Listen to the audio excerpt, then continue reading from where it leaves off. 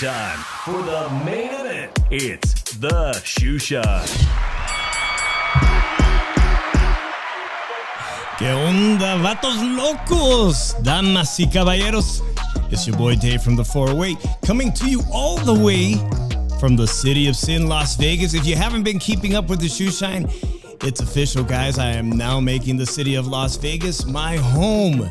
Here to join me, as always, all the way from the city of brotherly love, Philly, Irish, Drew Evo. ¿Qué pasa, homie? What's up, Dave? And joining us tonight, our very special guest, one of my favorite columnists all the way from nyfights.com, Gayle Falkenthal. Thank you so much for joining us. I was just telling Drew how much I love to read your articles at nyfights.com, including this weekend's recap. Who won the weekend? The Mexican Monster Edition. What a great piece of work. As always, Gayle, thanks for joining us. Welcome. I am thrilled to be here, home of the 619 San Diego State Aztecs in the Final Four. I admit I'm as shocked as anybody. Wow. We are along for the ride, enjoying it. Shout out to my Aztecs. I am an Aztec alum for life. Very excited about this coming weekend. And that's the only non-boxing shit you're going to hear from me all night. And you know what, Gayle? There was a palpable buzz and energy in the city of Las Vegas this week as thousands of people descend, not only for March Madness, which is an annual tradition here in Las Vegas, but this mega fight that was brewing right here in my new backyard. I had the pleasure to go down to the MGM Grand for my first ever media event. And I could just tell you, the MGM Grand was buzzing with excitement for this fight. And it culminated on Friday for something I haven't seen in so long, something only Floyd Mayweather and Canelo Alvarez could generate.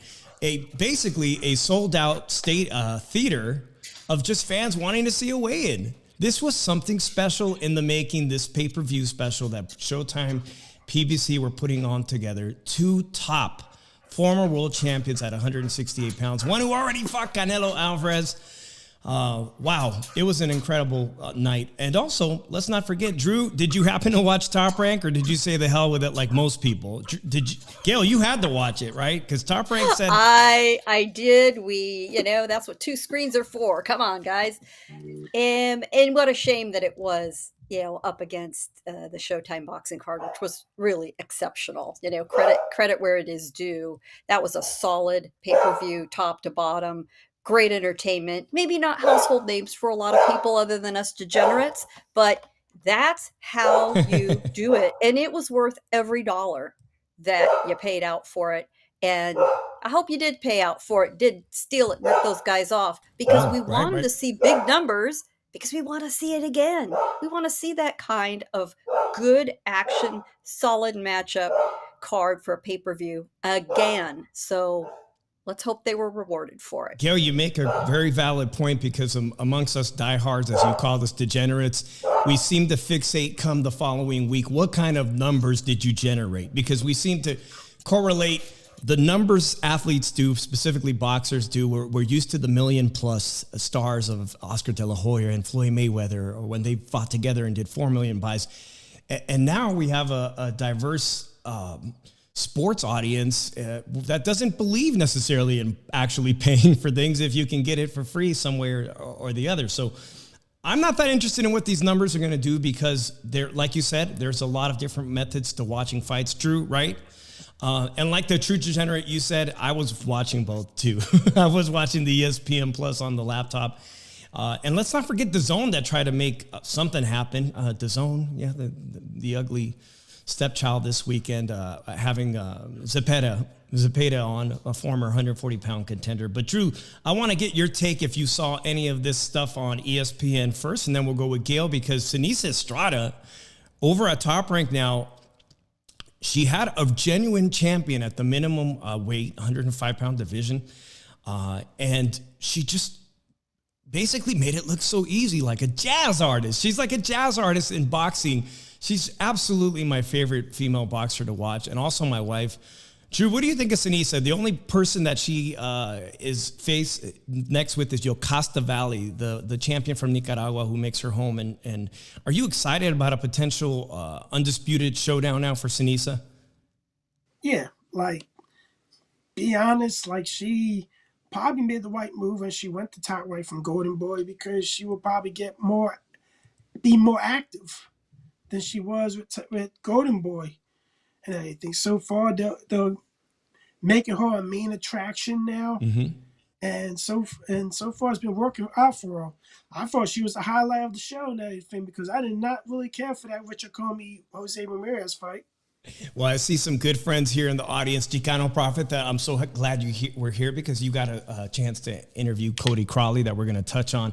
And what a touching performance by Cody Crowley. I know you had a really in-depth interview with him. And I see our boy Sontea Media in here, who is very close to Robert Garcia camp. And Raymond Muratalla, I have to be honest, Drew, as I led to Gayle, but Raymond Muratalla stood out a lot to me this weekend for different reasons. But Gayle, your take on the co-main and Seniesa Estrada, you think she made the right move going over to Top Rank?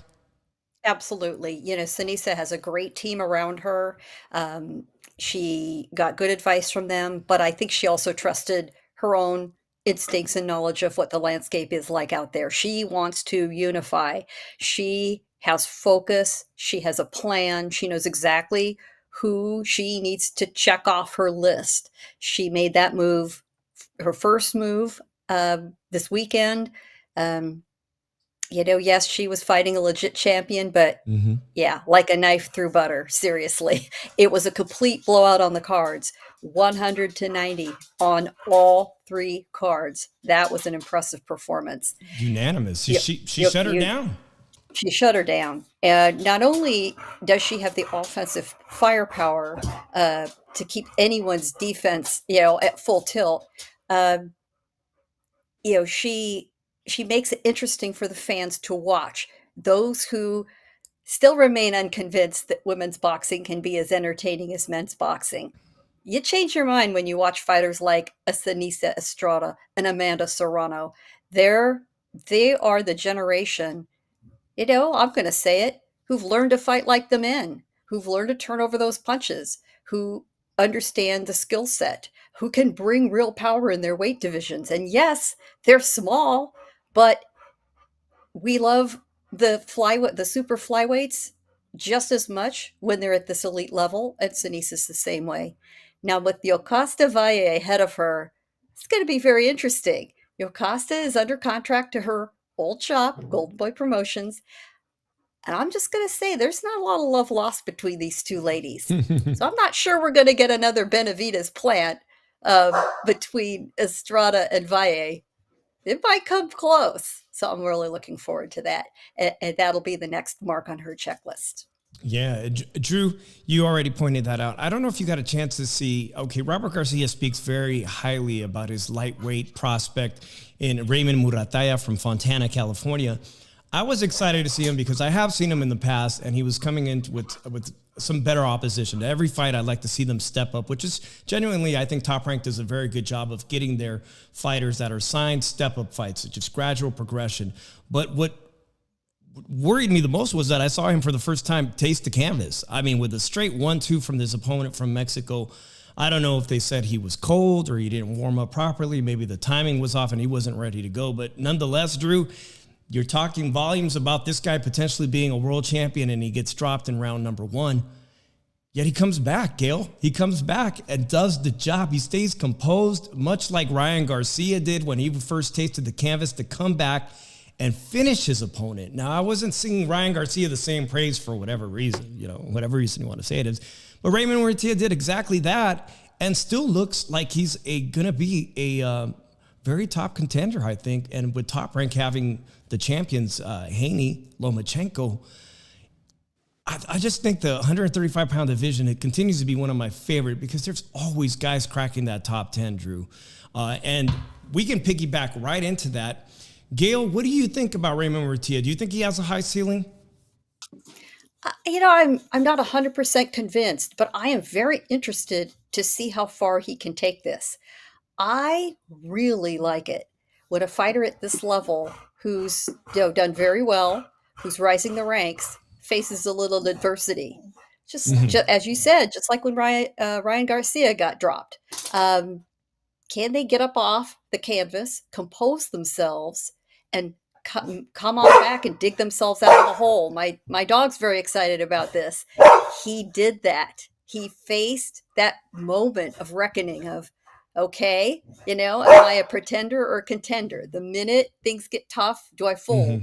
No, he did not. So that's exactly the kind of test you want someone to face at this level and be successful. And he did just that. So I want to see him keep stepping up and keep stepping up until he hits that wall, and all fighters hit it at some point, unless your name is Floyd Mayweather or unless you're really protected. But that's exactly what he needs to do. And this is the right place at the right level for him to face it before the stakes get a lot higher and a lot more difficult. This is why I love our audience. So Theamita just pointed out to me something I didn't know. It's the second time Ray has been dropped. He was dropped in Las Vegas a couple of years ago, but he came back to dominate his opponent. So maybe it wasn't televised, or maybe he wasn't on my radar yet. But that's before he was off our radar. Thank you very much. But with a big stage, a bigger stage, national broadcast, international broadcast, he knew exactly what to do. But boy, it came right at the outset of the fight. So you are facing adversity the entire fight. Even if you are making your comeback, it's always on your mind, but you've just got to shut it down and move forward. And he did. Yeah, I'm going to piggyback right into, I'm going to jump away from the top rank card because I love the lightweight division. And May 20th, I cannot tell you how excited I am. Drew, I know you're going to get crazy excited about Lomachenko versus Devin Haney. Drew loves to talk about Devin Haney and Lomachenko. Drew, those are the two top lightweights. They're at top rank, but this weekend, PBC showcased one of their more exciting lightweights, and Rayo Valenzuela, who happens to be part of Team Benavidez, raised by David Benavidez Sr., I believe, from Sinaloa, but raised in Seattle. And I'm calling this so far the robbery of the year. This was a must-win for both Chris Colbert and Rayo Valenzuela. They put on a heck of a show at Media Day, but I'll tell you, at Media Day, Rayo Valenzuela was the one to impress the crowd with his combinations, his speed, his confidence, and I thought he brought it into the ring with him this Saturday at the PBC fight. Drew, is this the biggest robbery of the year, or does Chris Colbert? I'm calling Chris Colbert the sore winner. He's going around calling Rayo the sore loser, and get over it. No rematch for you. What's your take on what happened in that fight, man? Being honest with you, I watched that fight again. A lot of those rounds were close. Really? A lot of those rounds were close.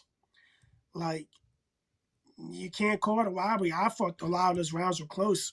A lot of them were swing rounds. I thought Rayo won the fight, but I could see why Colbert got the decision. But I'll be honest, I don't think neither one of these guys are going to be big at 135 or 130. I'm not high on these guys. I think the top guys can beat both these guys, and I think they all beat them easily. Colbert, he's a guy, he doesn't have a lot of power. He's flat-footed a lot, and he can be if you get to him, he gets discouraged, like he did in the Garcia fight, and Hector Garcia fight, and he did kind of in this fight. And Rayo is easy to counter. Rayo just he opens himself up too much to get countered, and Colbert was able to counter him. And the main issue is, his defense is just not good at all. Both these guys have multiple weaknesses, and to be surprised that these guys didn't lose sooner than the 17th professional fight for Colbert and the 13th professional fight for Rayo, I just don't see a high ceiling for neither one of these guys. But I had Rayo winning, but I just can't call this robbery because a lot of these rounds were just too close to call. Gayle, I mentioned this was a crossroads fight for both of these young fighters. Chris Colbert coming up short in his first world title appearance at 130 pounds, losing in an upset fashion, now coming up to 135 pounds to fight Rayo, who had just recently been knocked out. Did Rayo Valenzuela leave it did he leave everything in the ring? I mean, he had hurt Colbert, dropped him, and it seemed to hurt him multiple times throughout the fight, but just was not able to put him away, and he left it in the judges' hands. Was that a big mistake on Rayo? You never leave it in the judges' hands. You never leave it in the judges' hands if you can help it. That's a valuable lesson and a bitter pill to swallow for Rayo, having had Colbert in trouble and not capitalizing on it. Now, clearly, he thought he did enough to win the fight. I do think he did enough. Was it an out-and-out C.J. Ross-style robbery? No, I wouldn't really go that far. But to see them arguing about the outcome in the ring and have it spill over to the post-fight news conference. Colbert was there, Rayo was not. And Colbert doubled down teeing off on Valenzuela. You know, after the fight, most of us saw them jawing in the ring, if you were watching, and seemed to indicate that both sides would be willing to talk about a rematch. In the post-fight news conference, Colbert had changed his tune and said, no, F that. He didn't take his loss like a man. Forget it. He doesn't deserve it. It's not happening. And oh, by the way, I'm going back down to 130, which I think for him, if he can make the weight, is a solid idea. So perhaps that's the real reason we won't see a rematch. But boy, I can't recall seeing the salty version of primetime Chris Colbert before now. I generally like a fighter who's a little bit salty. This seemed like pouring salt in the wound, to mix metaphors here. I don't think that was really necessary. You're right about being a sore winner. He knows what it's like to be defeated. That memory of being beaten by Garcia's got to still be fresh. Not really the best look.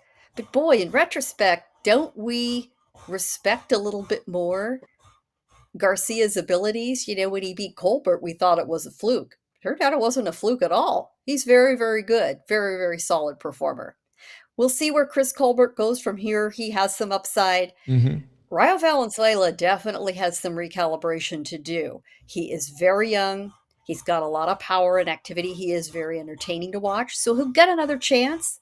But he's going to have to do some rehab and appear a little farther down on the card the next few times he gets in the ring to convince somebody to give him another chance. Well, our chat is evenly divided. I see a lot of the chat going back and forth. Wow. Nando Lama says, all that hype for Valenzuela was premature. These prospects always getting gassed up too soon. But D-Style, I see D-Style in here. He says he lost money. And I have to be completely honest with you. Now that I'm a Las Vegas local, on Friday, I was digging in my pockets at the local casino at the South Point going, I forgot to bring cash because I've wanted to put money on Rayo by knockout.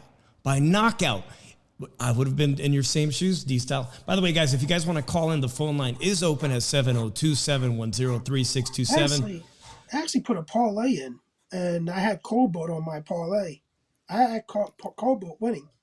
So when I looked at it, and I'm like, damn, he got away with winning first. But when I rewatched the fight, I'm like, nah, this fight was too close to call. Like, on certain rounds and everything. Like, people think this is a robbery. Need to go back, watch the fight maybe a third time. But I have definitely not watched it a second time, Drew. But I just thought, listen, how do you come up with that score when clearly he was rocked multiple times and there was a knockdown? So I will watch it again, Drew. Our audience is evenly divided on that situation. But now, as much as I like Rayo Valenzuela, Gayle, he's starting to remind me of the early days of someone that I also like that's been on our show a couple times, and that's Adam Blue Nose Lopez at Top Rank, who when given the opportunity to step up, jumped up and says, I'll fight Oscar Valdez on a day's notice, up a division. And he floored Oscar Valdez and yet could not get the job done. In fact, it turns around and he gets knocked out. But in many of his fights, he comes prepared. He fights top opposition, contenders, former world champions like Dog Bay, and comes up short. And yet, hey, I'm happy as heck he's going to get an opportunity to fight Oscar Valdez for a second time, because I don't know if Rayo Valenzuela's got it in him to be a world champion. I love watching the kid fight. But Drew, you bring up an interesting point, and there's so much talent in the lightweight division, and with Devin Haney holding all the titles, he just may be one of those guys that always delivers an action fight, and that's good enough for me. You know, sometimes that's great. Those throwback fighters that deliver an exciting fight, whatever the outcome. I just hope that next time, like you said, Gayle, he doesn't leave it up to the judges' hands. It's unfortunate that the way the judges officiated that decision, to me, was the only stain on an otherwise perfect pay-per-view card. All right, guys. Unless you count the outrage still bubbling over Kenny Bayless. And we all know there were a lot of very irate people. And when you hear the normally very cool, collected Al Bernstein tee off during a broadcast, he picks his spots very wisely to offer the kind of criticism that he did of Kenny Bayless over the weekend. After 40 years, when Al has something to say that sharply about anybody, you need to listen. And he was not happy with Bayless's performance, as were a lot of people who were watching, very irritated. I hope it was just a bad night in an otherwise very admirable multi-decade career for Kenny Bayless. But I hope somebody at the Nevada State Athletic Commission has a bit of a discussion with him and says, you know what? You need to watch that fight back, assess your performance, learn, and move on. Drew, you want to chime in on this? Because I know people are eager to jump right into the David Benavidez, Caleb Plant, but I still want to get to Jesus Ramos Jr. I still want to get to the Cody Crowley story. But that is a very integral part of today's conversation. Is it time for some of these people to step aside from the big fights? Like, I look at it like this. People need to stop crying about Kenny Bayless. He's done worse jobs than this. And people didn't bitch about that. Like, listen, seriously. Jim Lampley, I have to say, guys, if we're going to have this discussion about people that are starting to age, should probably be aged out of officiating, I've got a bone to pick with Jim Lampley, guys. I don't know if you caught this, okay? I don't know if Jim Lampley even knows who these fighters are, because we're discussing Rayo Valenzuela's loss. And if you didn't catch it, he looked at Rayo and said, let's get an interpreter. Does he not know who Rayo is, that he speaks perfect English and has been living in Seattle? I'm just going to state for the record, you said Jim Lampley. I think you're referring to Jim Gray. Jim Gray. Maybe I need to shut up. Jim Lampley? I need to shut up. I definitely need to shut up. Jim Gray, excuse me. If you look at it, are you saying that he's on borderline Larry Merchant? I'm borderline too. I'm borderline too, Drew, and I'm in my 40s. Jim Lampley, excuse me, Jim Lampley of HBO. No, Jim Gray, yes, asking Rayo if Rayo needed an interpreter. But let's get on to a great heartfelt story. Let's get on to the Cody Crowley story, because our friend Chicano Prophet is in here, and he spent a good hour interviewing Cody Crowley. And I was just blown away by how deep this young gentleman was. A guy from Canada who gives up everything. It literally comes down here with only his vehicle to pursue a dream in Las Vegas that many others have, Drew, just like the Philadelphia fighter Blair the Flair coming here and essentially coming to Las Vegas with only a dream and being homeless also in his car. Those kind of stories, I can never get enough of those stories. What drives people to do the things they do, which makes a fighter a fighter. What makes a fighter a fighter? And Cody Crowley, on Wednesday, Gayle, he let everybody know that he was going to be dedicating this fight to his late father, who passed away of suicide. And I have to tell you, the largely Hispanic audience, Latino audience that was there for press day was floored by his comments. I mean, suddenly it's like, wow, how do I root for Abel Ramos of Arizona when this kid Crowley's dedicating this fight to his father. How can you not root for him? And to pull off a perfect performance against Abel Ramos, who's been in there with everybody. I mean, he had title fights with Ugas, you name it. He's a legitimate top 5 type welterweight at PBC. Drew, you had a lot to say about it, and Gayle wrote about it too. I'll start with you, Drew. You had a lot to say about Cody Crowley's performance. Not only that, but about these personal issues. What's your take on that? Well, made a video about it, put it on the Shoe Shine yesterday. Make sure you check that out and everything. But it's just an example of how the PBC has those fighters inactive, especially the lower card and mid card fighters. They're very inactive.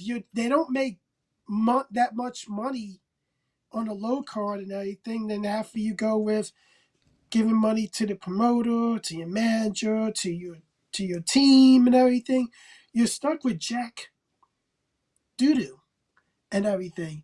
And you're only fighting once a year. You'd be lucky if you have $40,000 left over. And nobody, and tell you the truth, cost of living and everything, man, like, nah. These guys gotta fight more than once or twice a year.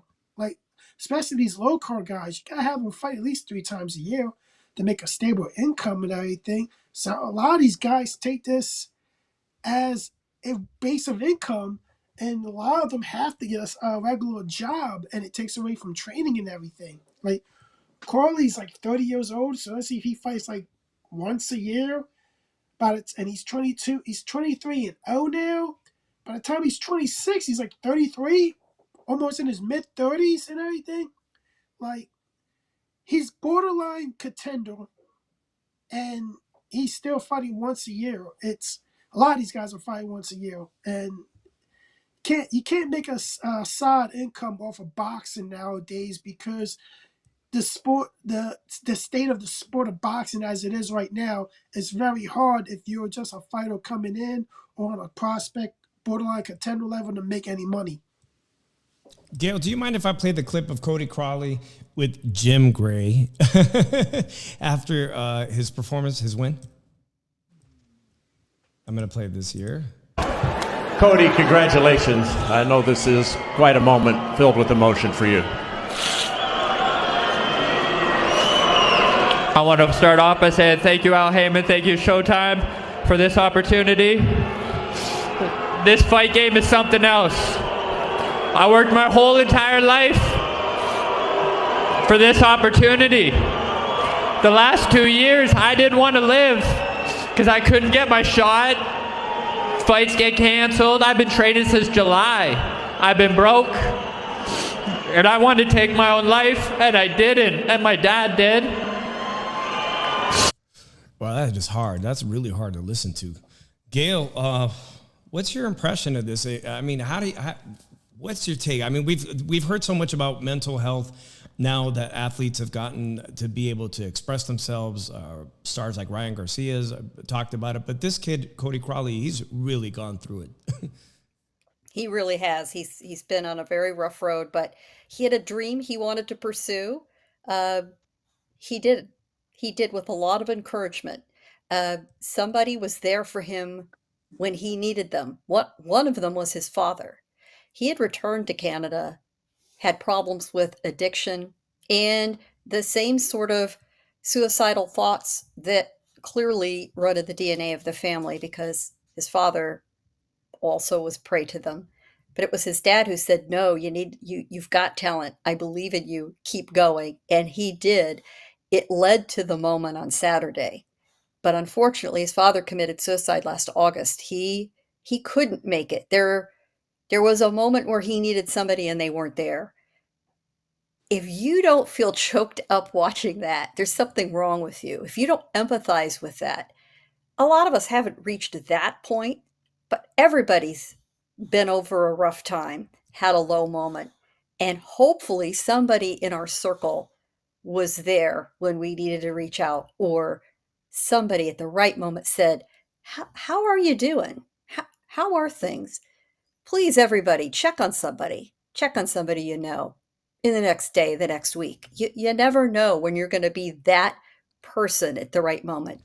And so for Cody Crowley to give over that glorious victory he worked so hard for, to give that message, he couldn't have done anything more generous and more magnanimous at that moment. By the way, he also started a fundraiser for a suicide prevention group, nonprofit, in his hometown of Peterborough, Ontario. It is linked in my story on NY Fights. It is linked a lot of places, and unfortunately, I can't recall the name of it, but I believe it's Live 55 or something similar. So the amount he was hoping to raise was $55,000. Folks, can you help Cody get there? Cody, the crippler Crowley, toss him $5. You know, in this day of electronic payments, it's real easy to send a little tip that way. I would love to see them make that goal and help some other people. And there you go. That's the recap from today. The Crowley story recap of his fight is also linked on the front page of nyfights.com. And he is at Cody Crowley C, as in crippler, on Twitter.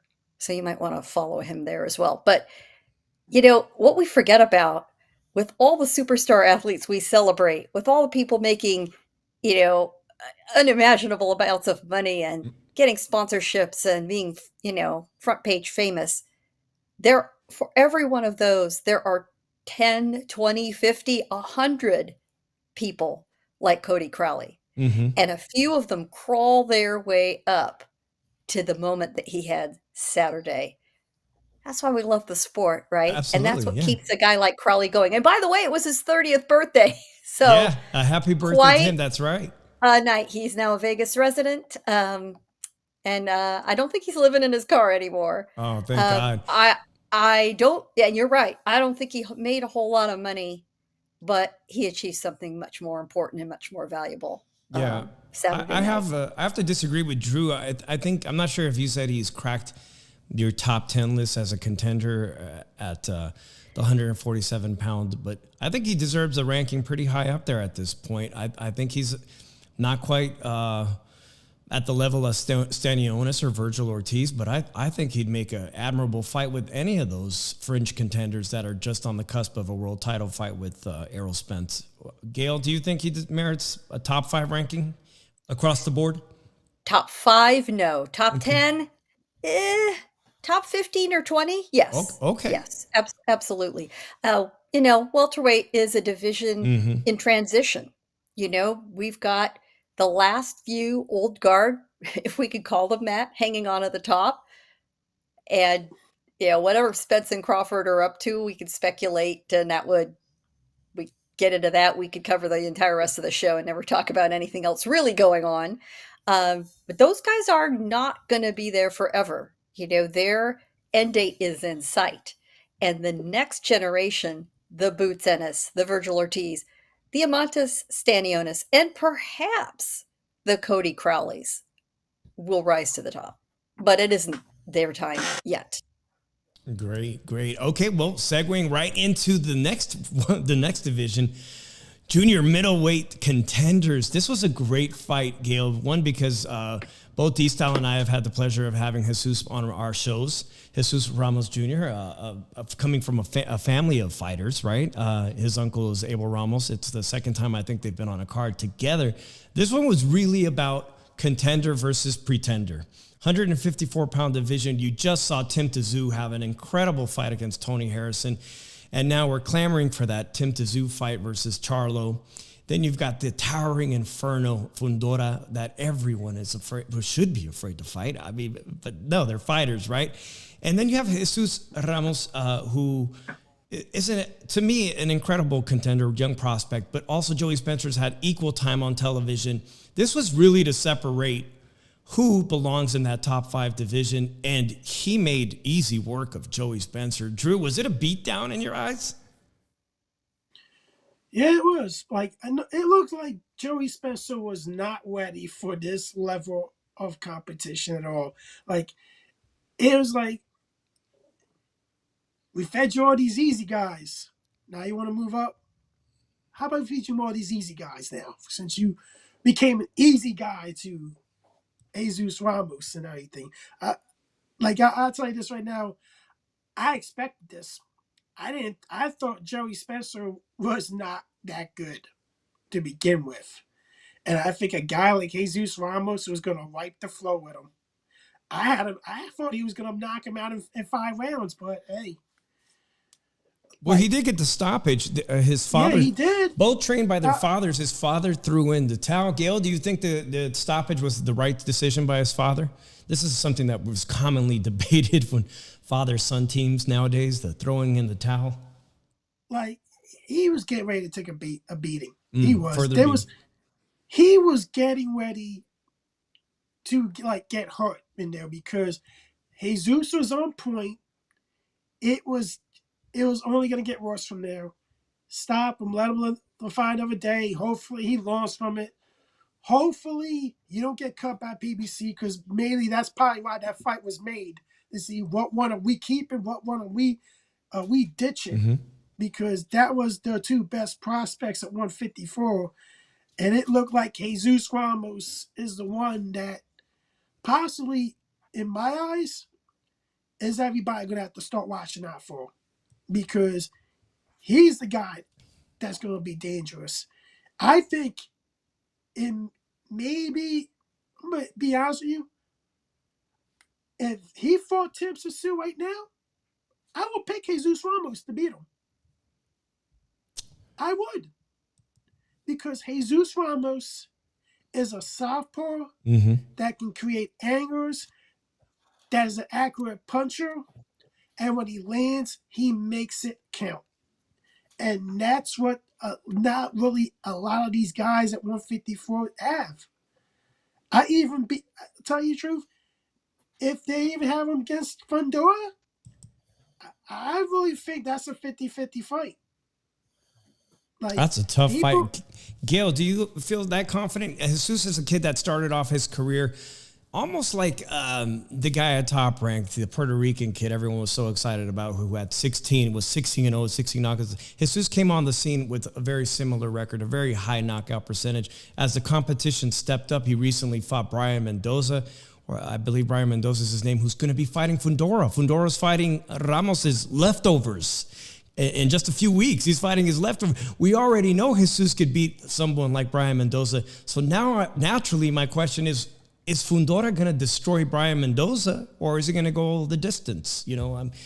How do you rank Jesus Ramos in this tough 154-pound division? Very promising, very talented, elite, a giant killer. I think we could pump the brakes on that just a little bit. But certainly has all the tools and all the things you want to see. And every time he has stepped up, he's met the test. You were referring to Edgar Berlanga, I think. Yeah. And to me, both Berlanga and Joey Spencer were done a disservice the way they were matched up and the way they were hyped and put under the spotlight. It reminds me of the old 1950s detective shows where somebody's in the chair and the lights coming down and on top of them. That Joey Spencer and Edgar Berlanga were under that harsh glare of a light and didn't need to be, but they were selling tickets and they had a fan base, and that means money and that means attention. And what promoter and what matchmakers aren't going to want to exploit that. But it does no service to the young fighter who needs lessons in the ring, who needs maybe some ugly fights off the main card when there's only a few hundred people in the arena. I don't care if they could put 5,000 butts in the seats. And Joey Spencer had quite a following in the northeastern United States. But the chatter and the buzz and the undercurrent around him was, let's not get ahead of ourselves. And the same thing happened to Berlanga. And then they're thrown in with somebody they're not prepared for. Whose fault is that? It's not entirely the fighter's fault at that point. The right thing was done to throw in the towel, not only to prevent Spencer from taking any more physical harm, but there's mental and emotional harm knowing you're getting beat down like that in front of a very big audience. That Nearly sold out. That needed to be stopped, and I'm very glad it was. Let's see what happens. Some fighters are resilient. Some fighters have enough support to overcome something like that. Some don't. We're going to find out real soon which one he is, just like we're going to see how Edgar Berlanga does. Now, Berlanga has some exterior swag about him that he's leaning on, but again, we're going to find out whether he's the real deal or whether he just talks a good game very soon. Some may argue he's hanging on to that swag or using that a bit too much or relying on it a bit too much, but we'll see when he finally gets around to fighting at the zone. Well, sometimes you find yourself in the fake it till you make it category, right? Yeah. We'll find out if he's faking it or not. A shout out to our chat here. Some of them salute to Off the Ropes Boxing and MMA, who I believe they're from Arizona, and I've interviewed Jesus as well too. He says Jesus is still young. Fundora gets hit way too much. Ramos could outbox Fundora. He also says, and Ramos could deliver Fundora some angles. Ramos had those angles Saturday night. Nando Lama says Berlanga. Here's the thing about Fundora. All right, I think we all know him pretty well as a Southern Californian. Fundora could fight at range all day long, every day, all day. Be very tactical. He doesn't want to. Oh, he's great at fighting on the inside. He likes to hit and get hit. He does. He is one of those crazy Brandon Rios, Ruslan Provodnikov minded guys. And to look at him, it's the last thing you would think about him. I mean, he looks like a young tech executive, when he's in his suit and glasses ringside. He does. He looks like a tech bro. But yeah, he likes the combat of it. Now, it might be his undoing someday, but that's why we all love to go see it. He's very exciting. He's just wildly entertaining. He's exciting. I know he's from the high desert area, right? But he's developing a really good fan base in Southern California, and that's the right place for him in just a few weeks. We'll get to see him against Brian Mendoza, who I said from Las Vegas transplant, but trained by a great Cuban coach. And I'm really going to be watching that fight and paying attention. How well does he do against Brian Mendoza? Does he do as well as a young Jesus Ramos, or does he do worse? D-Style says Fundora is a tall knockout waiting to happen. I think inevitably you give it a couple of fights. If they're forced to fight each other, he chops down that tree. But I may be all wrong. So anyways, guys, excuse me. I look at it like this. Look what happened to Brandon Rios and Provodnikov eventually. He keeps fighting like that. He might be done by the time he's 28, because you let Lubin knock you down and hurt you. That's why I'm really, because when I saw that fight, I was concerned, because he has to start fighting tall. If he does not fight tall, you wonder who had that same issue? Paul Williams. Yes, good call. Yeah.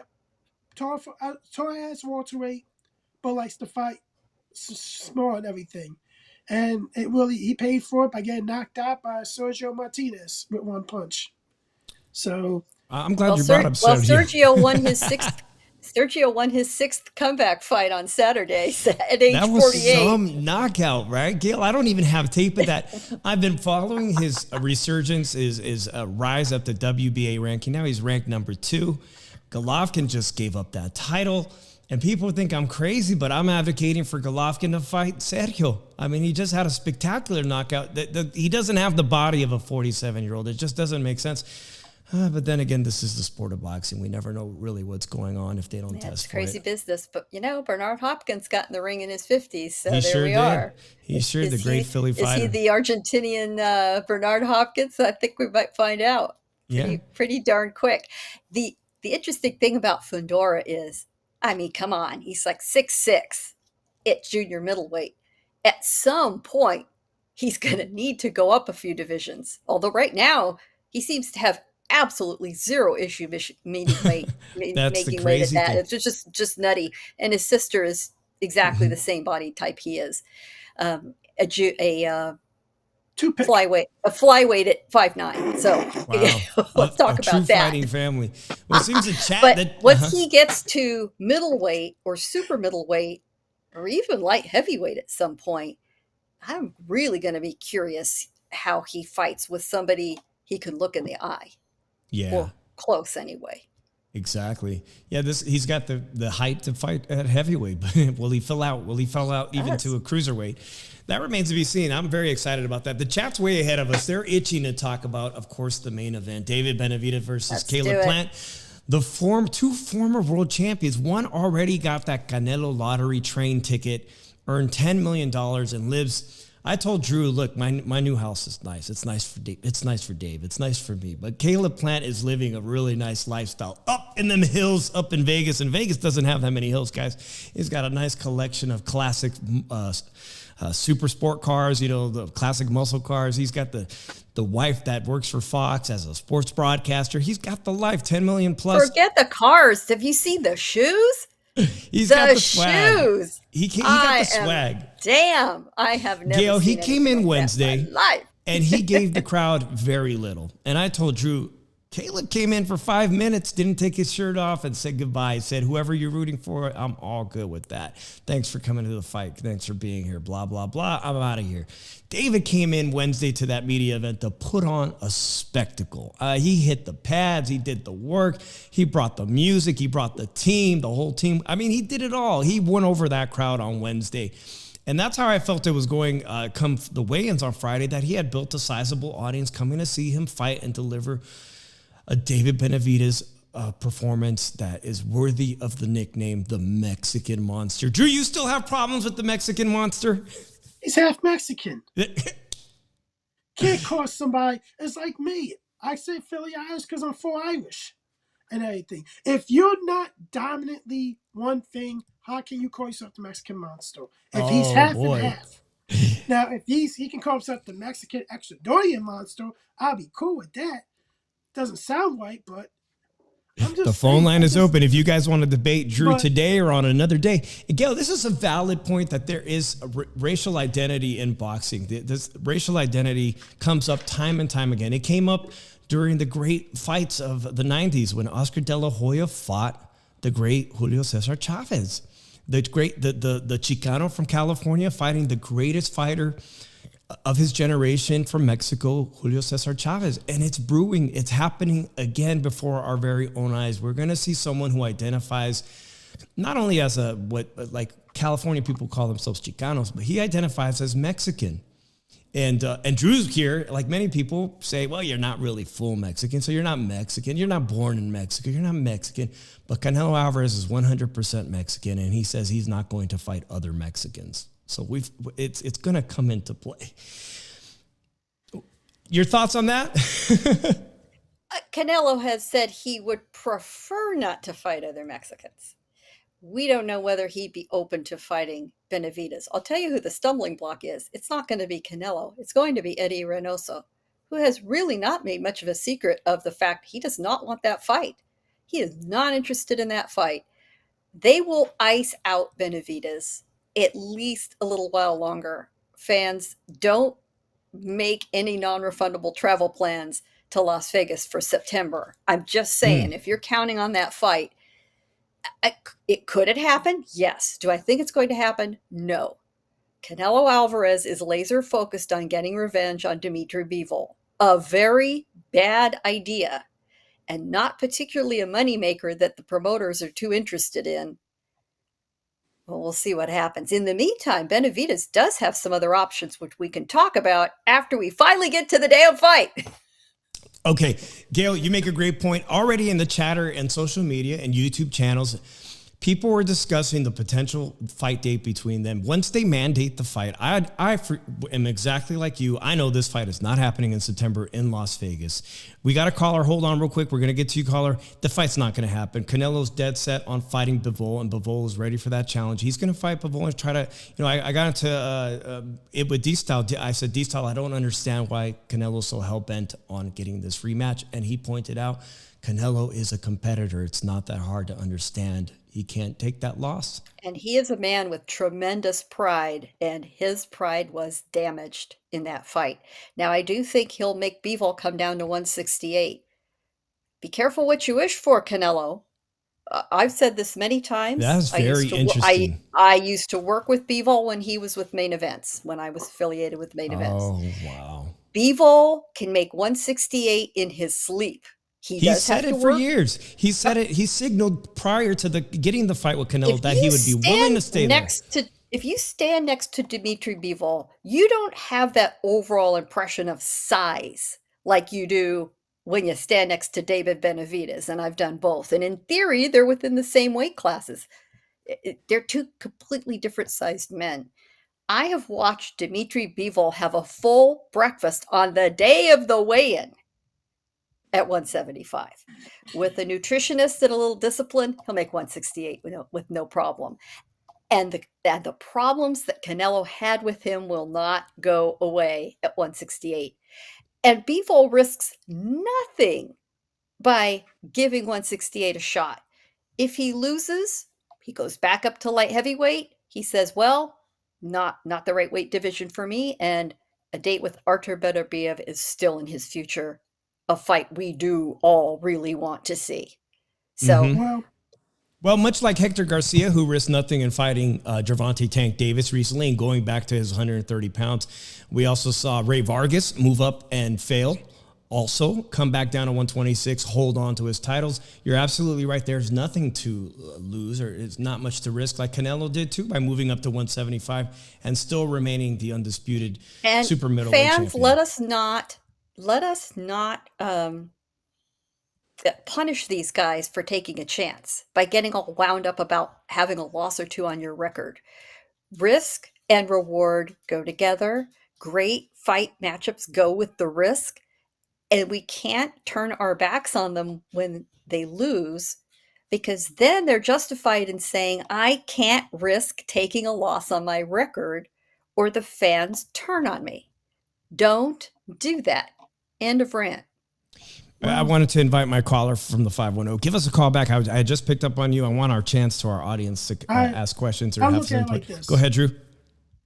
If I'm Demetrius Bivol, I'm not taking this rematch unless it's down 168 and I'm fighting for those titles, because he came up and fight me and I had to put my belt on the line. I gave him a boxing lesson. And you want a rematch? I make the call now. I want to go down to 168, your division, and fight you for your belt. Yeah, we got Nando, the great Nando caller from the 510. Nando, what's your take on what's going on with this Benavidez situation? Does he merit the Canelo fight now? Does he absolutely deserve it? Or chime in on anything you want to chime in, brother? Well, I think the Benavidez fight's more marketable than the fight, a rematch with Bivol, right? Mm-hmm. But I don't mind Canelo fighting Bivol and maybe Benavidez next year. So I'm okay with either one. Yeah. My question is what is going on with Bivol, man? He was talking all that about how he wanted to chase legacy. He really wasn't interested in a Canelo rematch, but he doesn't have anything scheduled. It seems like he's just waiting around for that second Canelo payday. What's up with Bivol, man? Why is everybody letting him off the hook? Gayle, do you know to fight anybody in 2023? Yeah. Well, Nando, if you don't mind, if you could take your answer off the air, man. I love when you call. I appreciate it, brother. Thank you for calling. All right. Thank you. Gayle, do you have any insight into the rumors that there's a potential Jaime Munguia fight, that Jaime Munguia is going to fight Dimitri Bivol? And could that spoil the Canelo rematch? Well, of course, any time Bivol, or Canelo for that matter, step in the ring, there's a chance that their plans get derailed with a loss they didn't see coming. So sure, there's a little bit of risk taking on somebody like Jaime Munguia. I don't think a tremendous amount of risk, because Munguia is Canelo light, Canelo no sugar, Canelo, Canelo no ring IQ. No, I'm just kidding. I think Bivol would be toying with him like a cat toys with a mouse. And I think we'll all find that entertaining for a few rounds. And once it gets to 6 or 7 of that, it's like, Okay, we're good. We're good. Drew, some people are saying, listen, John Ryder, he merits the opportunity, but that's not exactly a potentially threatening opponent for Canelo in my eyes. So should Bivol be able to take an easy fight with a Jaime Munguia prior to the September rematch? She's being very generous right now and nice about Jaime Munguia, by the way, because that dude is terrible to me. Demetrius Bivol will annihilate Jaime Munguia and make it look easy. The dude is slow like a turtle. So, Gayle, is it a rumor? Because I don't understand. We know that he's been. Some people are going to say straight up, he's been protected. He's had easy fight after easy fight. Jaime Munguia by his promoters at Zanfer. He's just had easy fight, and now they want to throw him to the lion. To Dimitri Bivol. Well, that, believe it or not, is a fight with a lot of potential because Bivol already beat one Mexican star. Regardless of what we think of Munguia, he has a very solid Mexican-American fan base. A Bivol fight with Munguia, the Mexican giant killer, would be sellable, is very makeable. The promoters, Golden Boy, Zanfer, World of Boxing, who deals with Alexander Krasuk, who deals with Bivol, so makeable, not horribly expensive fight to make. And what other options does Bivol have? He's run through just about everybody. He's not going to take on, any brawlers or heavy hitters. He's already ticked off most of the contenders at light heavyweight. It's gonna be better Biev, and he's just got to find things to do between now and then. Munguia would be a warm-up for him at 168. That would be his 168 trial tune-up fight. For him, that's a very smart thing to do. I like that. Before he goes to Canelo. What I always tell people is if you aren't seeing folks out chattering in public about deals, it means the deals are actually being discussed in private for real, not out in public. So the less you hear, the more likely it is that, yes, discussions are taking place. And the players in this case, with the exception of Oscar De La Hoya, tend not to chatter. Bivol's team in particular, they are not chatterboxes. They keep it close to the vest. Their greater team is disciplined. You do not get leaks from their camp. They do their business and they carry on. What I got to say about this is I think there could be tension between Oscar and Stafford management when it comes to Munguia because of the opponents that they are approving for him to fight. I don't think Oscar's agreeing with a lot of the opponents, and he's just doing it because I'm going to make an easy buck. But he's not making, I don't think he's making as much money as he wants from Munguia.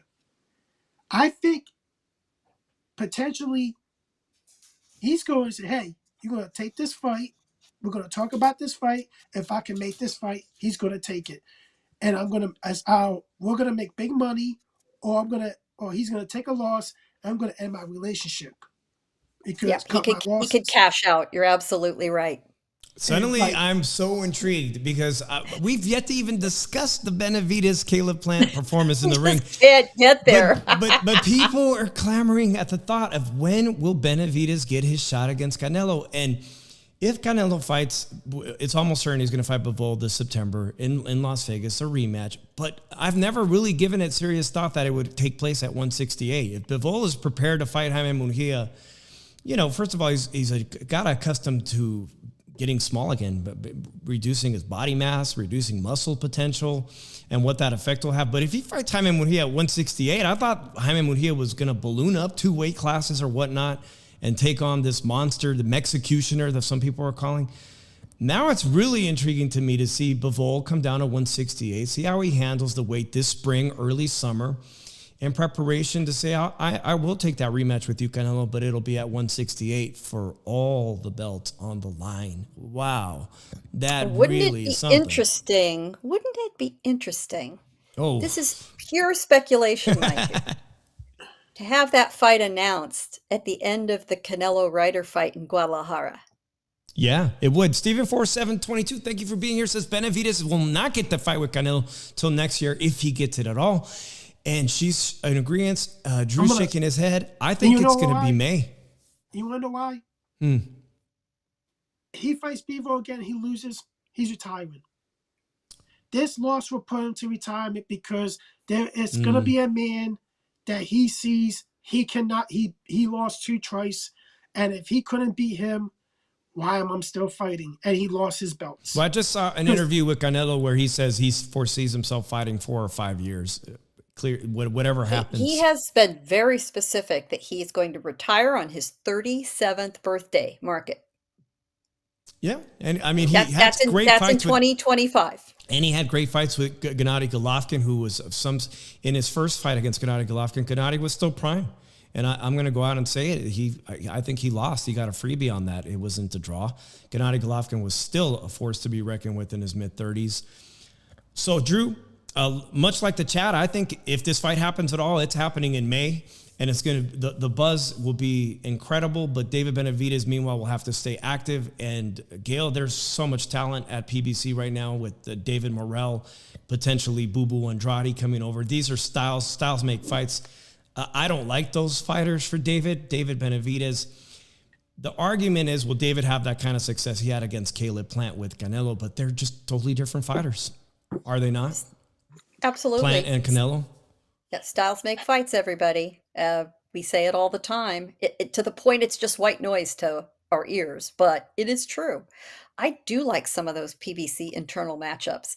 I absolutely would love to see Benavidez test himself against some very different style fighters in that stable, and those are so easy to make. Benavidez's stock is way up. You heard that, Arena. Most of his fans from Arizona boxing is on the rise. They claim him. The border claims him. Baja claims him. Mexico claims him. Southern California claims him. Pacific Northwest claims him. Right? So he's got a fan base. There's a lot of enthusiasm behind him right now. He's a ticket seller. He's proved, that he can do it. So get him back in. He looked pretty fresh after the fight. He said he's going to take 3 weeks off, 3 weeks of vacation, come back, talk to his team, and figure out the game plan. Exactly. Which means he's going to have a sit down with Mr. Al Heyman. Well, my co-host Drew did a video. I allowed him after Wednesday, after that media day. Drew posted a video on our channel that actually did and got a fairly good response. Drew, you weren't alone. You had some fairly famous people behind you with the same opinion. One of them, Sean Porter, who has one of the best podcasts in boxing on YouTube. Sean Porter was a big advocate that he thought Caleb Plant could pull off a boxing victory. And Drew, you felt the same way. Going into the 6th round, were you that confident that things would continue the way the success Caleb was having up until, I say, the 5th round? I looked at it like this. The onslaught's coming eventually. If he could avoid it and counter him, he will be in great shape. I wasn't, because David comes on late with the onslaught if he feels like he's losing a fight and everything. And to be honest, Caleb Plant had more power to keep Benavidez honest. Could have probably seen a better second half of the fight. But here's the thing that I don't get from people. When they're telling me, Benavidez dominated the fight, and then they say, it's a great fight. How could it be a great fight if you said a couple seconds ago he dominated the fight? Mm-hmm. Seriously. Pick one or the other. He dominated, or was it a great fight? That's what I don't get. I thought it was a good fight. I didn't think it was a dominant victory. I had an 8-4 Benavidez, but I didn't think it was a dominant victory. He won the last 4. He won the last 4 rounds on my card, Benavidez, and everything. He landed most of his punch output in the last 4 rounds of the fight, and everything.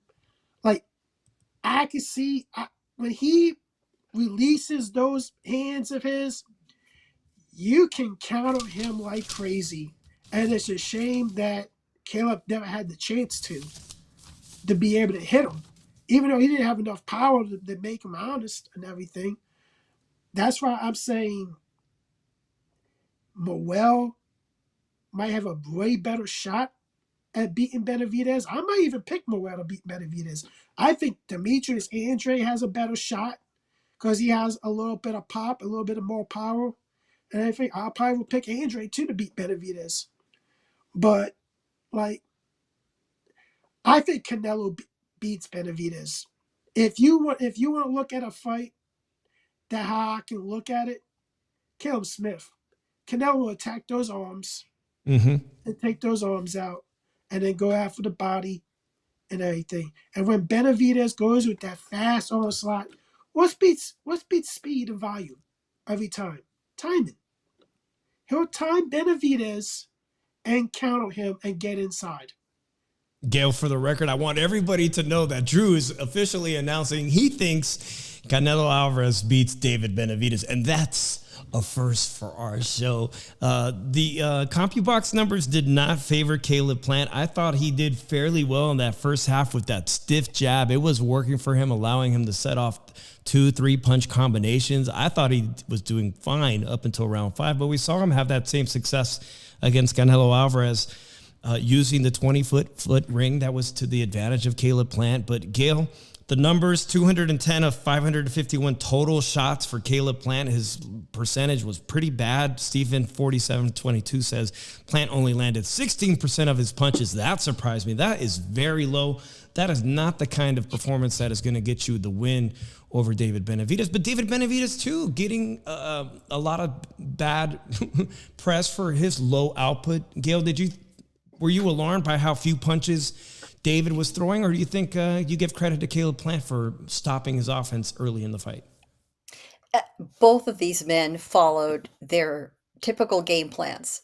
There was not a tremendous amount of surprises to me. David Benavidez is one of these slow starters. He practically takes the first half of a fight off because he knows he could just turn up the heat, depending on how things are going, and take somebody out.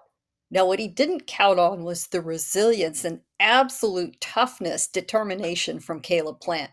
When you do have a great fight like this, it takes two. It takes the guy who lost two, putting up every bit of effort. And Plant did that. He could not get that man out of there. He came very close. If you were watching and heard Stephen Breadman Edwards, Plant's trainer, in the corner before the 11th and before the 12th, he was on the verge of stopping the fight.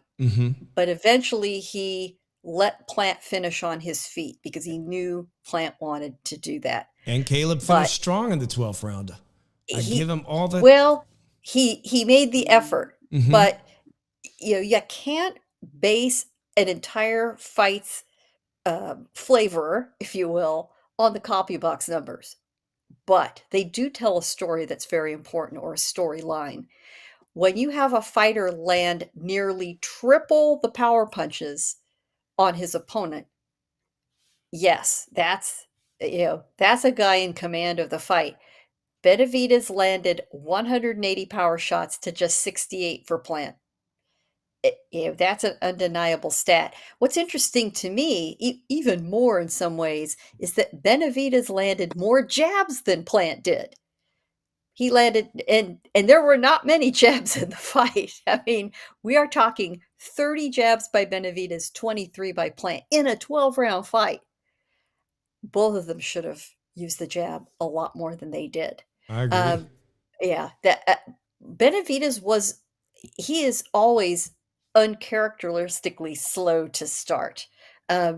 He was even more so this time. He was I would almost use the word cautious. Yeah. Wanting to see what was really going to come at him. But I don't think either man was terribly surprised by the approach each took.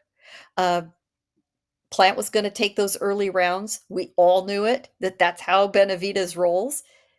It did seem like he was letting it get a little too far toward the middle of the fight. But Benavidez won all all 6 rounds in the back, all the rounds in the back half of the fight on all 3 cards, all the rounds from 7 to 12 on all 3 cards. Dominating, I agree with you, Drew. I don't use that word very often. Was he in control of the outcome? Was he the better man that night? Yes, he was. Yeah. Did he control the outcome of the fight, particularly the way he turned it on in the second half? Yes. Plant was subject to criticism and speculation about, how's his conditioning. He did slow down because he had a big Mexican pounding on him. That's why he stood up to it very well, but there got to a point where there was only so much he could do. But he did give it his all. Does anyone have any doubt that Plant gave every bit of effort he had up to the final bell? No, we don't. Let's see Plant in the ring again, and when he feels he's recovered, gets a nice long break. I imagine that Caleb Plant is sitting on a fairly nice investment portfolio right now. Well deserved, well earned. Absolutely, he's earned every dollar of it. After the fight, he did get checked out in the hospital, and his comment upon coming back was, you just can't, you can't stop a poor boy. You can't break a poor boy's jaw. I loved that comment. Good for him. I hope he gets some more good opportunities. He's still incredibly entertaining. He knows how to sell a fight. Mm-hmm. That's for sure. Good for him. There's a lot of, there's still a lot of talent beyond the absolute top tier at 168. Well, let's mix and match some of those guys and see how they all perform. I agree. This past couple of days, I love to watch other fighters' takes. Paulie Malignaggi had some great words. He said, I labeled it a classic, and I put it here as a classic because, Drew, like Paulie Malignaggi said on his channel, he said, you owe it to the fans when there's this type of a fight, this type of magnitude, when it's a pay-per-view, you owe it to the fans to make it to the bell. And Caleb did that with heart. That's some people don't agree. Some people are ready now. It seems like there's a trend to, take care of fighters and throw in the towel or let the stoppage. But Caleb made it to the bell, and he gave everyone in that came in attendance a spectacular performance. I think he can hold his head up high. But also he said something very interesting, Drew, and you mentioned you think Boo Boo Andrade beats David Benavidez, and I suspect that he has a really, really good chance. And that's what he said, Gayle. Paulie said that Caleb Plant's style of fighting makes him basically a 6-round fighter. And if I look at some of his past performances going all the way back to like Uzcategui and some of these other lower fringe contenders that he fought on his way up to win that belt, I've seen him fade in every fight. Is stylistically the type of fighter Caleb is he a guy who needs to change his whole strength training, conditioning routine because he just naturally seems to gas out at the halfway marker? And that, like you said, Drew, I don't think Boo Boo Andrade has a history of fading after 6 or 7 rounds. So I think maybe he would do better than Plant. If you look at, he has power too, Boo Boo. And tell you the truth, he's a terrific counter puncher, great footwork. He'll give Benavidez a lot more problems than Caleb Plant could. Even Morel would give Benavidez problems. He is really a guy that can really counter Benavidez. And are we going to see these fights? We probably will if Canelo fights Beaver or anything, because why would you go backwards from Caleb Plant to, why would you go backwards for? But if he goes backwards, I would have something really to say about that, because tell you the truth, you can't go backwards now. If you want to show people you deserve this fight, that people need to root for you for this fight, you need to go fight these other guys that want to fight Canelo too, and you need to beat them. And you need to beat them convincingly. Gayle, I wanted to give you a chance to, again, I asked you if Caleb Plant is a 6-round fighter. And also, I don't know if you saw this poll. It's an informal, non-scientific poll, but I saw a poll on Twitter, and I was shocked how many people said that they would prefer to see. I voted for Charlo because Charlo's a big name, move up to 168. I'd love to see Benavidez against Charlo. but actually that was the loser. People seem to know David Morrell, and they prefer to see David Benavidez fight Boo Boo Andrade or David Morrell over Charlo. Charlo was dead last in that poll, Drew. So, Gayle, again, do you think Plant is just a 6-round fighter who needs to retool? Well, I can't say he's a 6-round fighter when we saw him taking punishment for 12 rounds and ending the fight on his feet. So I think that's an unfair characterization. I think he runs out of ideas, is what happens. I think he also has a very specific game plan that's easy to figure out. And if he can't get somebody out of there early or take command completely, he starts getting tied up like a spider wrapping up a fly in a web.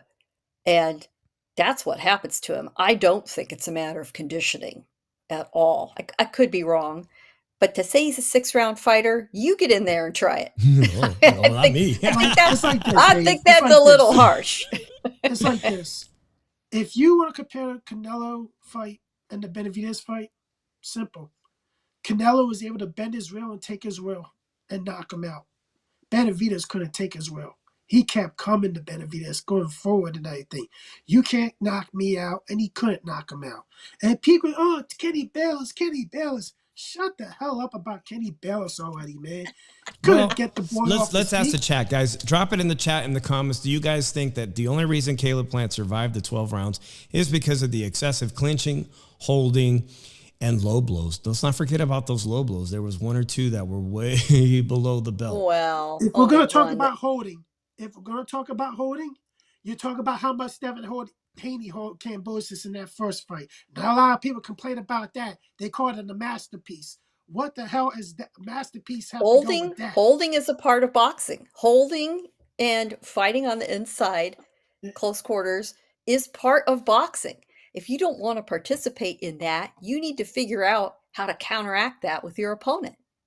Like, Gayle, I Devin think Haney, I think David Benavidez did a fantastic job. If you go back and watch that fight again, David Benavidez, on almost every occasion that he was held, would come over the top and hit him with a really hard overhand right, whether it was to the ear or side of the jaw or even to the body. He was making Caleb pay. Although the referee didn't seem to warn him or whatnot, he made him pay. And you eventually saw that he reaped the rewards for making Caleb Plant. That was Benavidez realizing that he was going to have that. He was going to get held, so he might as well take advantage of it with some offense right up there tight. Come on, folks. We watch mixed martial arts fighters pounding each other while they're grappling. Boxers should learn a thing or two fighting in clenched up close like that. You can do some real damage. Nobody's stopping you. And good referees that are non-interventionists, and all referees have their own style as well. What do they say? Punch out of it. Punch out of it. If they want to let the guys manage, their own fight, they will hands off unless it's absolutely necessary. And a lot of damage can be done up in there and close if you know what you're doing. Absolutely. I look at it like this. He held a lot, but if people are complaining about that, Devin Haney held more than him. Well, people do complain about Devin Haney being boring and a holder, but it's a tactical tool that, if you employ correctly, is very valuable. Yeah. It's like there is a rule for excessive holding, but it's the referee's discretion. And I tell people all the time, but the thing about it is, there's a difference. Plant was actually trying to be offensive. Devin Haney, when Cambosis got inside, instead of trying to throw a punch, he held him. That was his defense. So, you gotta look at difference like that. And I tell people, I don't know why you complain about Plant holding all this time and everything when should have been complaining about the other fight. I do think what people are perceiving when they complain about somebody like Kenny Bayless is it's the break in the action in an action-oriented fight, that's breaking off the rhythm the fans are seeing. versus Kambosos and Haney, which is more tactical. So the delays of a referee breaking guys, standing there and admonishing them both, and then it coming back together.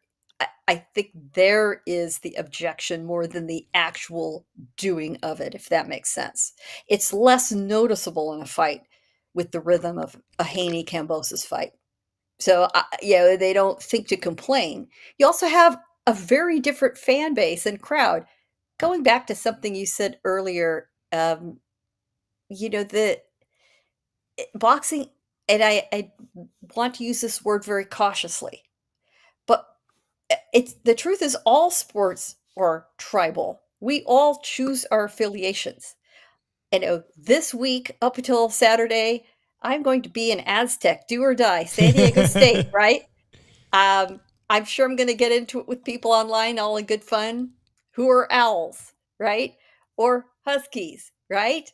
We choose the affiliations, and sometimes those affiliations have to do with our heritage and DNA. Sometimes it's the region.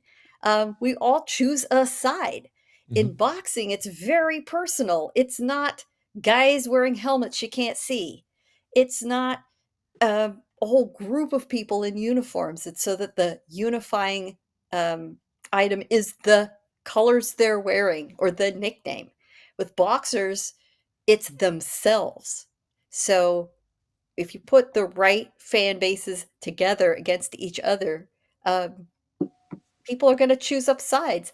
How they decide to affiliate, sometimes it's very odd little things that make that kind of decision. Hey, if David Benavidez wants to call himself a Mexican, who am I to argue with that? He can self-identify. I don't have a problem with it. Unlike somebody like Ryan Garcia, David does speak Spanish at least, so I'll leave it at that.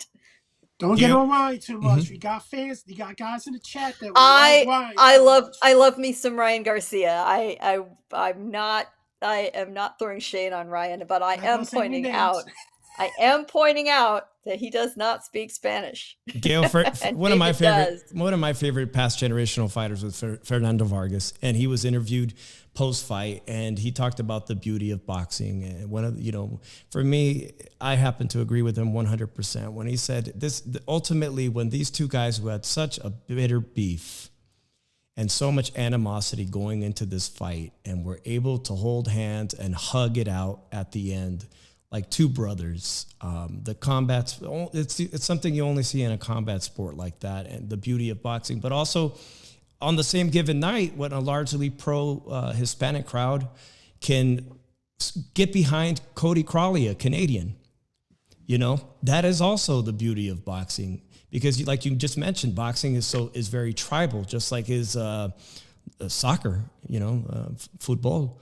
It's very tribal, and to see a crowd eventually be won over by a Canadian who's beating Abel Ramos or coming up with a very close win and root for him, that's also the beauty of boxing. So at the end of the day, I think this Saturday the fans are the true winners. For me, it was a classic, and I can't wait to see what the ramifications of all this are. David Benavidez is now really becoming a star here, and it's well-deserved and well-earned, and Caleb Plant is a warrior who merits being called a champion, and he is the former IBF champion. David Benavidez, no losses on his record. Just a quick reminder, guys, he only lost his title. One embarrassingly was a drug offense that he was stripped of his WBC title, and the second time for being overweight, and he seems to resolve that issue, as we all saw him come in ripped, shredded to pieces, right, Drew? So I'll give you guys your final takeaway, and then I'm sure if you guys don't mind, we'll talk about Joshua Franklin, because Anthony Joshua needs to win this weekend. But Gayle, I'll start with you. Your final takeaway on this fight, Benavidez versus Caleb Plant. Let us hope that everyone involved in boxing sees the enthusiasm that was generated with this fight by the fans. As you said, they lined up to fill the theater. That line to get in there was crazy. You deliver quality matchups with a good marketing campaign, genuine participation by all the fighters, resources put toward it.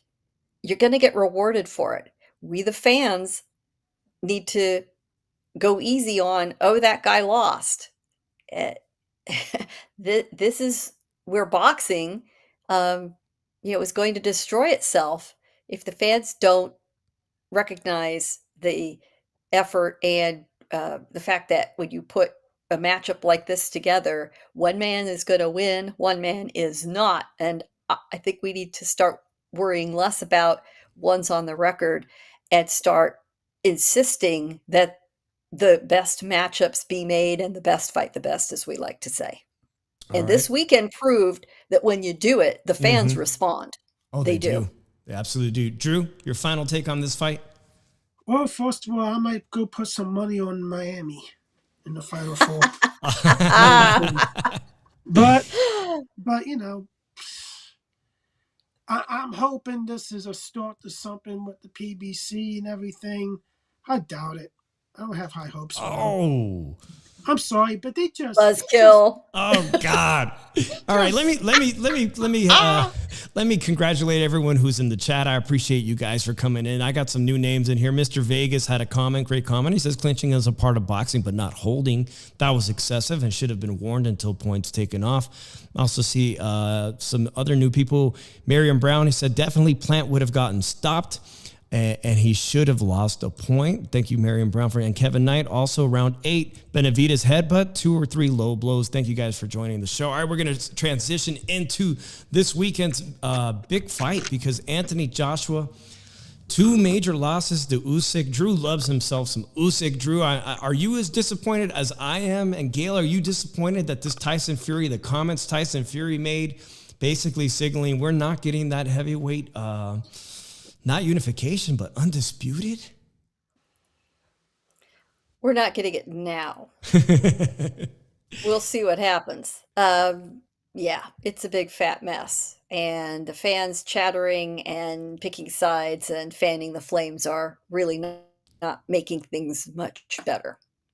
And Drew? But the truth is, Fury could still sell tickets with his single belt. He's still got a tremendous fan base. But if he wants legacy, he needs Usyk. Mm-hmm.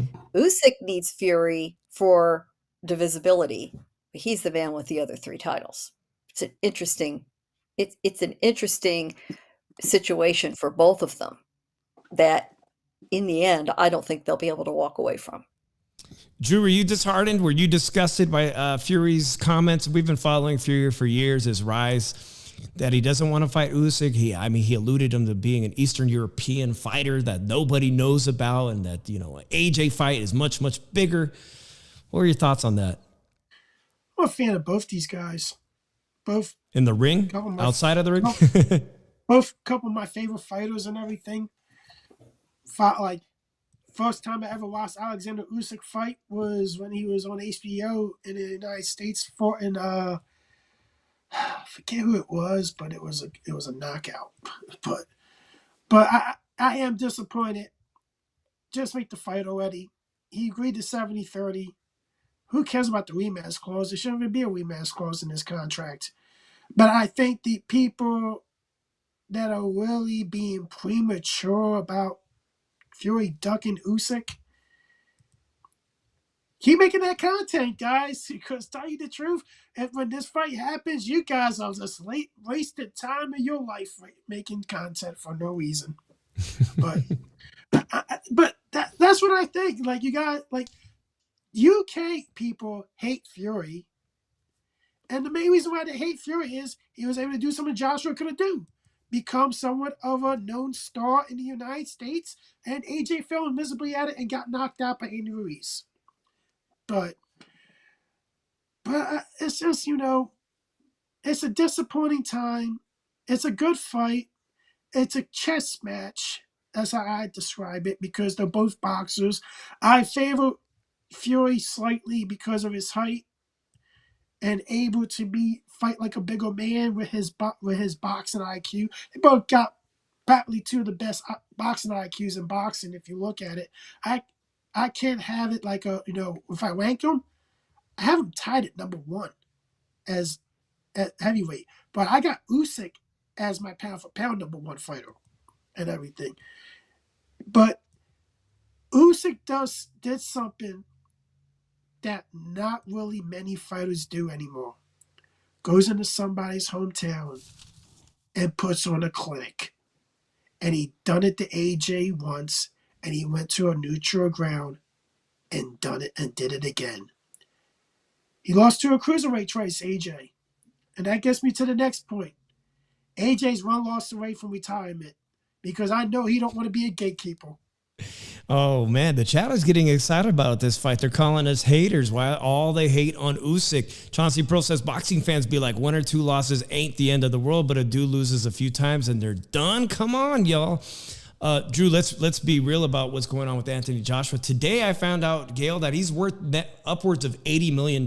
So while I usually say something like, oh, Rayo Valenzuela, he has to win this weekend. You know, he's got, these are must-win fights.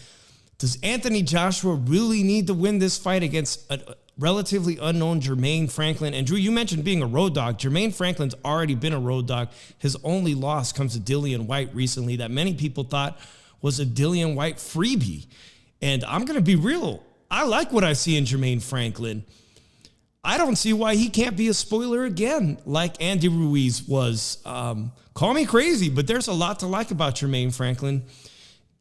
Gayle, have you seen Jermaine Franklin, any tape of him? Did you see the Dillian White performance? He is going into the guy's backyard at the O2 Arena. Is this going to be a hungry AJ fighting an unknown Jermaine Franklin? It remains to be seen whether AJ is going to be hungry. I think he's got the Hagler silk sheets problem. He is an enormous celebrity in Great Britain.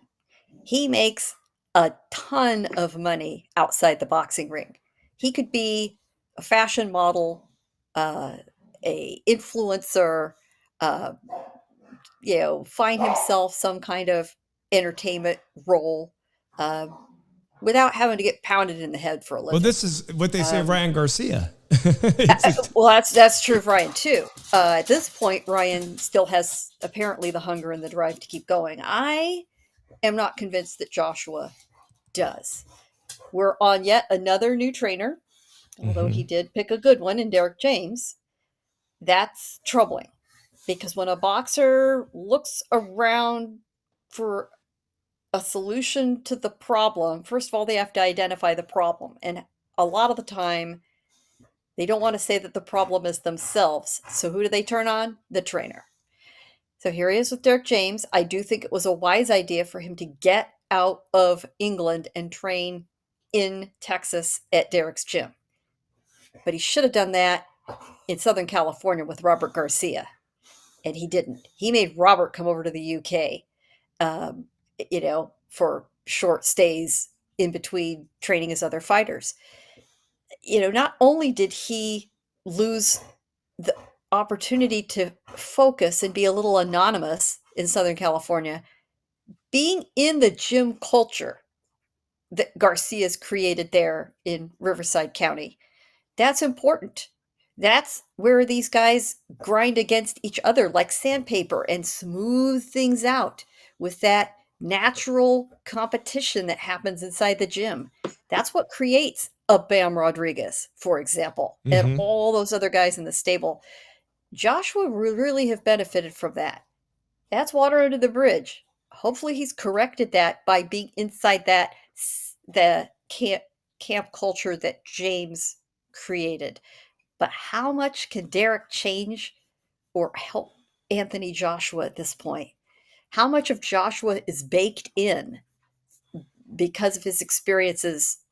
And say what you will about the Ruiz fight, it changed Joshua's head and mindset forever. Forever. So we'll see what happens. Franklin is the right opponent from Joshua's team's point of view. He's not a one-hitter quitter heavyweight. He is not Deontay Wilder. He's a grinder. He was very competitive with, and admittedly at the end of his career, we gotta hope, Dillian White, who's fought everybody to his credit. I don't think he poses that much of a knockout threat to Joshua, but Joshua cannot lose focus during this fight. he also needs to put on a good performance to convince people he's back in the game. What's interesting to me is that the big money fights for Joshua are not necessarily based on titles. It's the intrigue of seeing Joshua standing up against his countryman Tyson Fury, which is the money fight, Oh, God. or standing up against Deontay Wilder. And from the American point of view, wouldn't we all want to see that? Oh, definitely. Hell yes, I would like to see that. Those fights both have the potential of Middle Eastern money. I hate it, but I get it. It maximizes the payday for everybody involved and makes those fights possible. I think that you get two big heavyweights with name ID. It's a no-brainer. But they also make big money in the UK as well. And that is without 3 of the 4 titles in play. Yeah. And in Joshua and Wilder's case, none at all. I don't think it often matters to the fans. Heavyweights are a completely different story and situation than all of the other divisions under them. So Joshua needs this fight to get back in the mix to make one of the other 2 fights. And at that point, his career will be over by his own choice. Yeah. Drew, domestically, we're all here scratching our heads as boxing fans here in the States. Can we even get a fight to fill a stadium like Canelo did recently in Dallas? Can we do that on the West Coast? Can we fill Allegiant Stadium, the beautiful stadium that the Raiders play in Las Vegas? Will it be Canelo against David Benavidez to be the first fight there? Or do we truly need 2 super megastars like Tyson Fury or an Anthony Joshua versus Deontay Wilder? Will that be the... But listen, they do this all the time at the O2 Arena. They've done it countless of times, right, Gayle? And they're mega gates with mega salaries, mega purses. Drew, if not Usyk, I'm sorry, but if Anthony Joshua loses this Saturday, is his hopes for a Tyson Fury showdown at the O2 Arena or in Saudi, is it over? Anthony Joshua's over. Period. He's over? He's over, period. Gayle says Here's it's the thing. over. Here's the thing. This guy changed trainers one too many times because it normally takes 3 fights for you to get acclimated to what this trainers ask you to do during fights, their training program and everything. He changed trainers twice in a matter of 2 fights. He should have stayed with Robert Garcia. He's an idiot and changed trainers again. Now, this time around, he should beat Jermaine Franklin. Even though Jermaine Franklin got robbed against Dillian White, but at the end of the day, Anthony Joshua is fighting a tune-up for a gatekeeper because the next fight probably going to be Dillian White, which is a gatekeeper. And people are like, oh, he fought everybody. But you don't fight a tune-up for a gatekeeper. That doesn't make sense. Like, really, it doesn't make sense. And, like, these AJ fanboys and fangirls are really getting hyped up about it. Like, don't There's get hype. mad. There's hype. Like, don't get hyped. Oh, Jermaine Franklin's a good fighter and everything. Oh, we want to see that Dillian White fight. Who wants to see Dillian White get knocked out again? Dillian White's washed up. Seriously. Like, come on now. Like, you want to know, to answer your question, Fight Doctor, I picked Deontay Wilder nails that right hand and knocks AJ in retirement. And I'm picking Deontay Wilder. Back then, I would have picked AJ. But tell you the truth, now, nah. AJ mentally isn't out there anymore. AJ is there for the taking for Deontay Wilder to knock out. And if he ever fought Tyson Fury will play around with him until he knocks him out in round number 6. That's what it is. I used to give him 8 rounds. But he gets knocked out in under 6 rounds by Tyson Fury. If he fights Deontay Wilder, we might even see him knocked out in maybe 4 or 3 rounds and everything. And you wonder who else beats him? The Juggernaut. Yes. The Juggernaut destroys him. The Juggernaut was in Las Vegas this weekend, and I have to be honest, I was surprised. I said, "Listen, I'll take this as a consolidation. I don't mind seeing the Juggernaut versus Tyson Fury. I really don't. I know I'm not going to get Usyk right away, but I'll take this fight." And people said to me that I was a fool on Twitter. That the Juggernaut poses no threat to Tyson Fury. I guess I'm a fool. Joe Joyce has been discounted in every big fight he's had and proven everyone wrong over and over. He sure I has. do think that'd be a very interesting fight. And Joyce is a good option for all of these guys. Mm-hmm. I completely 100% concur with Drew on all counts. And I do agree with the commenter who said, with a lot of Saudi money available, that's I think where it's going to go. I will say this: if you have been to a Tyson Fury fight, either Fury Wilder 2 or 3 in Las Vegas, those were massive, enthusiastic crowds. 80% of whom were rooting for Tyson Fury over Deontay Wilder. Fury is a home fighter in Las Vegas, and yes, he could. I don't know if he could absolutely fill Allegiant. He'd come damn close. And I don't think it would matter who the opponent was.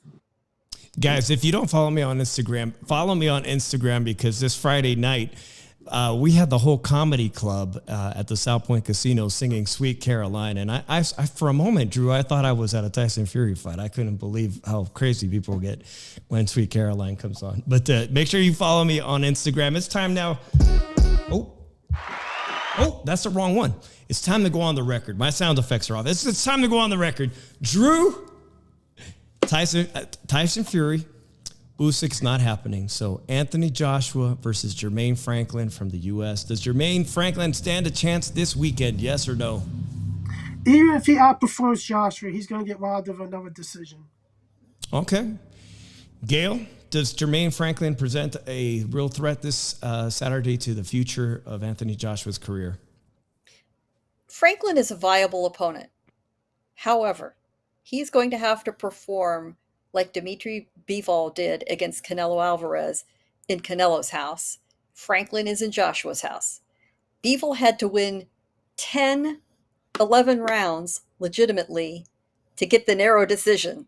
Franklin would have to do the same thing, and that's a big ask. So he may win 7 rounds and lose a 116-112 scorecard.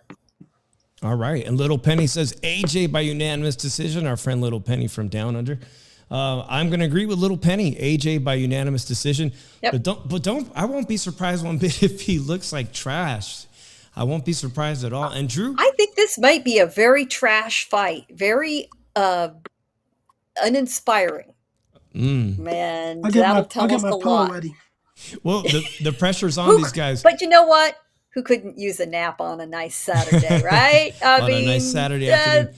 Sounds great. Especially for us on the West Coast. Well, guys, it's been a tremendous show. I really do appreciate it. It's time for the music right now. Gayle, I appreciate everyone follow Gayle. This is your Twitter handle at PR Pro San Diego. And make sure you check out her fantastic writing. And congratulations on the promotions. Gayle, I want to get it right. You are now, what is the position at NY Fights? I am the one-woman West Coast Bureau, making me the West Coast Bureau Chief for New York Fights, nyfights.com. Make sure you follow her on Twitter and your Instagram if you want to give it, if you're on Instagram. Absolutely same, PR Pro San Diego, my day job. Make sure you follow her. Make sure you follow my boy Drew, Evil Philly Irish, always the controversial opinions. I appreciate him. I think we're going to make it a regular thing. People, the feedback has been very well. They say he doesn't get enough speaking time on the shoe shot, and I want to make sure Drew gets his point across. So he's going to have open forum on my channel to make his long segment, to make his opinions, because it's been favorable, Drew. So thank you very much for that. And I just wanted to give you guys my final opinion on what transpired this weekend. I think we were all the winners, guys. Really the beauty of boxing, some of the things that we saw in the ring this weekend. And whatever Canelo wants to do, I think we're all going to benefit for him. If we see him against Bivol this September, Don't be disappointed in that, guys. He's challenging himself to do great things that are going to build on his legacy. And David Benavidez will most definitely get his opportunity and a crack at him, whether it comes on our timeline or their timeline. But I applaud everybody this weekend. I thought it was a fantastic weekend for the sport of boxing. Gayle, your final thoughts? Stay the course, boxing fans. People want to say that boxing is dead. No, it's far from dead. This weekend proved it. And Drew, your final thoughts? I need a drink. He needs a drink.